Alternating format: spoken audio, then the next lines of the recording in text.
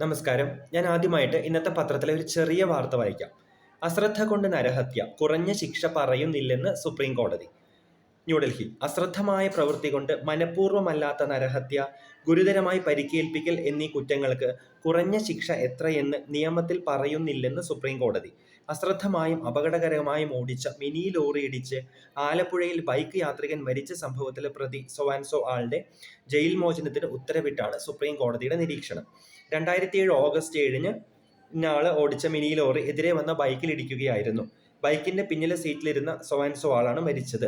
വിവിധ വകുപ്പുകൾ പ്രകാരം വിചാരണ കോടതി വിധിച്ച 6 മാസത്തെ വെറും തടവ് ഹൈക്കോടതി ശരിവെച്ചിരുന്നു. കൂടാതെ മരിച്ചയാളുടെ കുടുംബത്തിന് 2 ലക്ഷം രൂപ നഷ്ടപരിഹാരം നൽകാനും ഇക്കഴിഞ്ഞ ജൂൺ 3-ന് ഹൈക്കോടതി നിർദ്ദേശിച്ചിരുന്നു. അതായത് ഇതിനെക്കുറിച്ച് കൂടുതൽ പറയുന്നതിന് മുമ്പ് ഒരു കാര്യം, ഒരുപാട് ജീവനുകൾ നമ്മുടെ റോഡുകളിൽ പൊലിയുന്നുണ്ട് അല്ലേ? വേറെ പല രീതിയിലുള്ള മരണങ്ങളെയും നമ്മൾ വളരെയധികം ശ്രദ്ധയോടെ നോക്കാറുണ്ട്. അസുഖങ്ങൾ കാരണമുള്ള മരണം, രാഷ്ട്രീയവുമല്ലാതെയുമായ കൊലപാതകങ്ങൾ, ഭീകരാക്രമണങ്ങൾ, ഏത് മരണത്തിനും അതിൻ്റെതായ പ്രസക്തിയുണ്ട്. ബിക്കോസ് എല്ലാ ജീവനും വിലയുണ്ട്. പക്ഷെ നമ്മുടെ റോഡുകളിൽ ഒരുപാട് പേര്, എക്സാക്ട് ഡാറ്റ എൻ്റെ കയ്യിലില്ല, പക്ഷെ വേറെ പല രീതിയിലുമുള്ള നമ്മൾ ശ്രദ്ധിക്കുന്ന മരണങ്ങളെക്കാൾ ഒരുപാട് കൂടുതൽ പേര് നമ്മുടെ റോഡിൽ ദിവസവും, നമ്മുടെ നിരത്തുകളിൽ ദിവസവും മരിച്ചു വീഴുന്നുണ്ട്. കാൽനടക്കാർ, ബൈക്ക് യാത്രികർ, കാർ യാത്രികർ, വേറെ പലരും. അപ്പോൾ ഇതിന് നമ്മൾ വേണ്ടത്ര ശ്രദ്ധ കൊടുക്കുന്നുണ്ടോ? ഇതിൽ വലിയൊരു ശതമാനം കേസുകളിൽ ഇതിന് കാരണമാകുന്നത് അശ്രദ്ധമായ ഡ്രൈവിംഗ് തന്നെയാണ്. ഡ്രൈവിംഗ് നിയമങ്ങൾ അറിയാത്തവരല്ല ഈ പ്രശ്നങ്ങൾ ഉണ്ടാക്കുന്നത്. ശ്രദ്ധിക്കാതെ നിയമങ്ങൾ തെറ്റിച്ചുകൊണ്ടുള്ള ഡ്രൈവിംഗ്, ഫോൺ വിളിച്ചുകൊണ്ടുള്ള ഡ്രൈവിംഗ്, ഇൻഡിക്കേറ്റർ ഇടാതെയുള്ള വണ്ടി തിരിക്കൽ, അങ്ങനെ പല പല കാരണങ്ങൾ. Video number 76 don't asking for trouble എന്നുള്ള വീഡിയോ ഒന്ന് കണ്ടു നോക്കുന്നത് നന്നായിരിക്കും. ഇത്തരത്തിലുള്ള കേസുകളിൽ ഈ മനഃപൂർവ്വമല്ലാത്ത നരഹത്യയിൽ ഇത്ര ചെറിയൊരു ശിക്ഷാവിധി മതിയോ? 6 മാസത്തെ വെറും തടവാണ് ഇവിടെ ശിക്ഷ വിധിച്ചിരിക്കുന്നത്. ഇതിൽ വ്യക്തിപരമായ ആളുകളെ മാറ്റി നിർത്താം. മരിച്ച ആളെയോ ഈ പ്രതിയെയോ ഒന്നും കുറിച്ച് വ്യക്തിപരമായി പറയുന്നില്ല. അർത്ഥത്തിൽ നമുക്ക് ആർക്കും വ്യക്തിപരമായിട്ട് അറിയുകയുമില്ല. ഇൻ ജനറൽ വ്യക്തികളെ മാറ്റി നിർത്തി നമുക്ക് പോയിന്റിൽ ശ്രദ്ധിക്കാം. ഇവിടെ മരിച്ച ആൾക്ക് അയാളുടെ ജീവിതമാണ് നഷ്ടമാകുന്നത്. ഒരിക്കലും തിരിച്ചു കിട്ടാത്ത രീതിയിൽ അയാളുടെ ജീവിതം നഷ്ടമായി.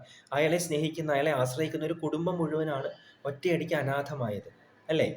പത്രത്തിലുള്ള ഒരിക്കലും തിരിച്ചു കിട്ടാത്ത ജീവൻ നഷ്ടമായ ഒരു കേസിൽ മനഃപൂർവ്വമല്ലായിരുന്നു അത് എന്നുള്ള ഒരൊറ്റ കാരണം കൊണ്ട് മാത്രം വളരെ ചെറിയൊരു ശിക്ഷ, 6 മാസത്തെ വെറും തടവാണ്. ഒരു മനുഷ്യന്റെ ജീവന് 6 മാസത്തെ വില മതിയോ? എനിക്കെന്തോ ഇതിനോട് യോജിക്കാൻ കഴിയുന്നില്ല. ഇവിടെ പല കാര്യങ്ങൾ ഇതിൽ പറയാറുണ്ട്. ഏറ്റവും പ്രധാനമായിട്ട് പറയുന്ന ഒരു വാദം, ഇയാൾക്ക് കൂടുതൽ ശിക്ഷ കൊടുത്തത് കൊണ്ട് മരിച്ചയാൾ തിരിച്ചു വരുമോ, അല്ലെങ്കിൽ അയാൾക്കും അയാളുടെ കുടുംബത്തിനും ഉണ്ടായ നഷ്ടം നികത്താൻ കഴിയുമോ എന്നുള്ളതാണ്. എനിക്ക് ഈ വാദത്തോട് ഒട്ടും യോജിപ്പില്ല. അങ്ങനെയാണെങ്കിൽ നമുക്ക് ഒരു കുറ്റകൃത്യത്തിലും ആരെയും ശിക്ഷിക്കാൻ കഴിയില്ലല്ലോ. നമുക്ക് ചില കാര്യങ്ങൾ തിരിച്ചു കൊണ്ടുവരാൻ കഴിയില്ല. ജീവിതം അങ്ങനത്തെ കാര്യമാണ്. മാരകമായ ഇഞ്ചുറീസിലും ചില സമയത്തൊക്കെ അങ്ങനെയാണ്. പക്ഷേ എന്ന് വെച്ചാൽ അതിൻ്റെ അർത്ഥം നമ്മൾ ആ കുറ്റത്തിൽ അറിഞ്ഞോ അറിയാതെയോ കാരണക്കാരായവരെ ശിക്ഷിക്കേണ്ട എന്നാണോ? അങ്ങനെയാണെങ്കിൽ നമുക്ക് ഒരു കുറ്റകൃത്യത്തിനും ആരെയും ശിക്ഷിക്കാൻ കഴിയില്ലല്ലോ. അപ്പം ഇതൊരു സസ്റ്റൈനബിൾ ആയിട്ടുള്ള വാദമായിട്ട് എനിക്ക് തോന്നുന്നില്ല.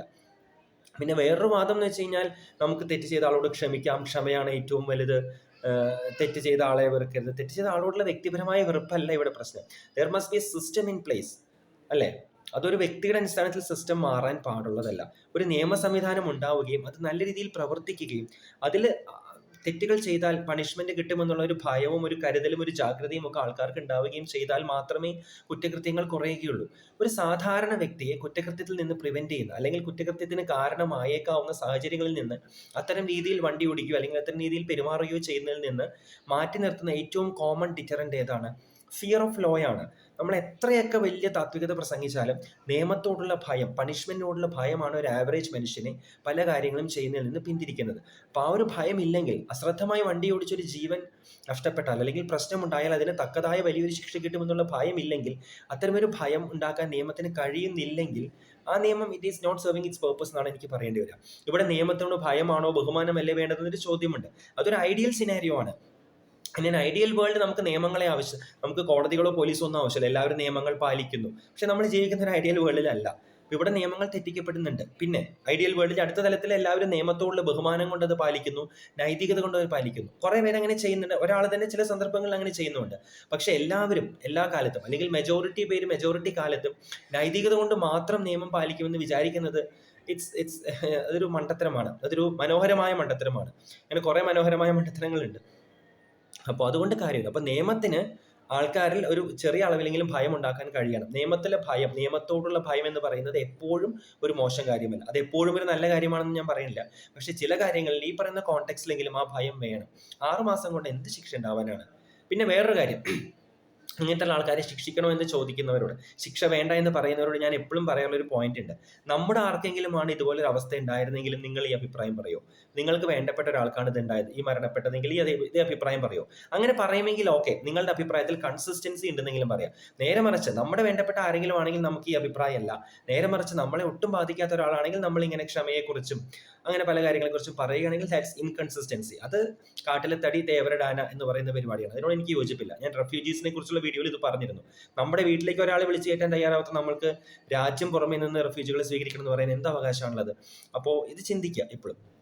അപ്പോൾ ഇതിലാണ് പറയേണ്ടത്. അപ്പോൾ ഈ നിയമം, ഈ ചെറിയ നിയമം ഒരിക്കലും ഫർദർ ആക്സിഡൻസിനെ പ്രിവെന്റ് ചെയ്യാൻ പര്യാപ്തമല്ല.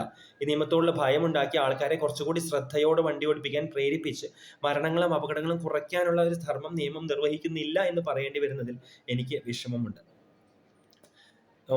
ഓക്കെ, അപ്പോൾ ഇത്തരം കാര്യങ്ങൾ. പിന്നെ ഒരു കാര്യം പറയാനുള്ളത്, ഒരു ആക്ഷന്റെ ഇന്റന്റ് ആണോ അതിന്റെ റിസൾട്ട് ആണോ, എന്തായിരിക്കണം ശിക്ഷയുടെ മാനദണ്ഡം? ഇത് നമുക്കൊരു ഫൈനൽ വിധി പറയാൻ കഴിയില്ല. പക്ഷെ ഞാൻ നിങ്ങളുടെ ചിന്തകൾക്ക് വിടുന്നു. എന്ത് ഉദ്ദേശം വെച്ചാണ് ഒരു കാര്യം ചെയ്തത് എന്നുള്ളതാണോ, അത് ചെയ്തത് കൊണ്ട് എന്ത് ഫലമുണ്ടായി എന്നുള്ളതാണോ അതിന്റെ ശിക്ഷ അല്ലെങ്കിൽ സമ്മാനത്തെ ശിക്ഷ, ഇവിടെ ശിക്ഷയെക്കുറിച്ചാണ് പറയുന്നത്, തീരുമാനിക്കുന്നതിന്റെ മാനദണ്ഡം. ഇന്റന്റ് നമുക്ക് മെഷർ ചെയ്യാൻ പലപ്പോഴും ബുദ്ധിമുട്ടാണ്, കണ്ടുപിടിക്കാൻ ബുദ്ധിമുട്ടാണ്. സോ നമുക്ക് പ്രാക്ടിക്കൽ ലെവലിൽ റിസൾട്ട് അനുസരിച്ച് മാത്രമേ ശിക്ഷ അല്ലെങ്കിൽ നടപടി എടുക്കാൻ കഴിയുള്ളൂ. സെക്കൻഡറി ഇമ്പോർട്ടൻസ് വേണമെങ്കിൽ ഇന്റന്റിന് കൊടുക്കാം. സോ ഇവിടെ നരഹത്യ, അയാളുടെ ജീവൻ പോയി എന്നുള്ള റിസൾട്ട് ഉണ്ടായി, അത് മനഃപൂർവ്വമല്ല എന്നുള്ളത് മനഃപൂർവ്വമായ നരഹത്യയേക്കാൾ താഴെയുള്ളൊരു കുറ്റമാക്കിയതിനെ മാറ്റുന്നു, സ്റ്റിൽ സമ്മതിച്ചു. എങ്കിൽ പോലും അതൊരു നരഹത്യ തന്നെയാണ്. ഒരു മനുഷ്യജീവൻ നഷ്ടപ്പെട്ടു എന്നുള്ള കാര്യം നമുക്ക് മറക്കാൻ കഴിയില്ല. സോ റിസൾട്ടിന് ഫസ്റ്റ് ഇമ്പോർട്ടൻസും സെക്കൻഡറി ഇമ്പോർട്ടൻസ് ഇന്ത്യനും കൊടുക്കുക എന്നുള്ളത് മാത്രമേ നമുക്ക് പറ്റുകയുള്ളൂ. ഇവിടെ കുറഞ്ഞ ശിക്ഷ നമ്മുടെ നിയമത്തിൽ പറയുന്നില്ല എന്നതൊരു നിയമത്തിൽ ഒരു എന്താ പറയുക അപര്യാപ്തതയായിട്ടാണ് എനിക്ക് തോന്നുന്നത്. അതിൽ നിയമവിദഗ്ധരാണ് അതിൽ പരിഹാരം കാണേണ്ടത്. ഞാൻ നിയമത്തെക്കുറിച്ച് പറയാൻ ആളല്ല.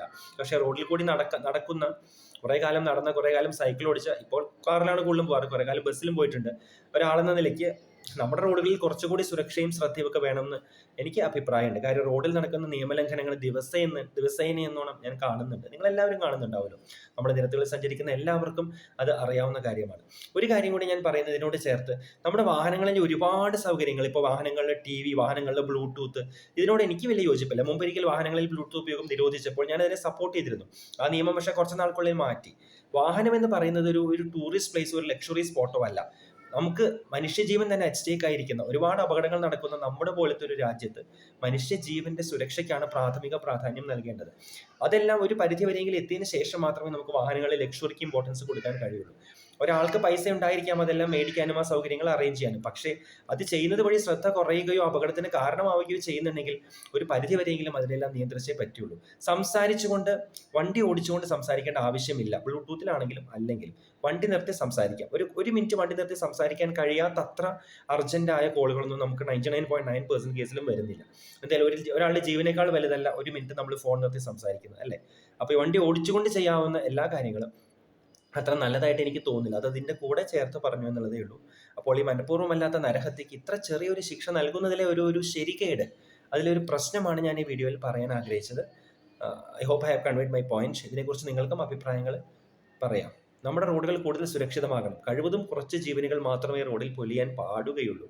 മനുഷ്യജീവനാണ്, മനുഷ്യരാണ്, കുടുംബങ്ങളാണ്. So we have to be that extra careful, we have to be that extra sensitive, അല്ലേ?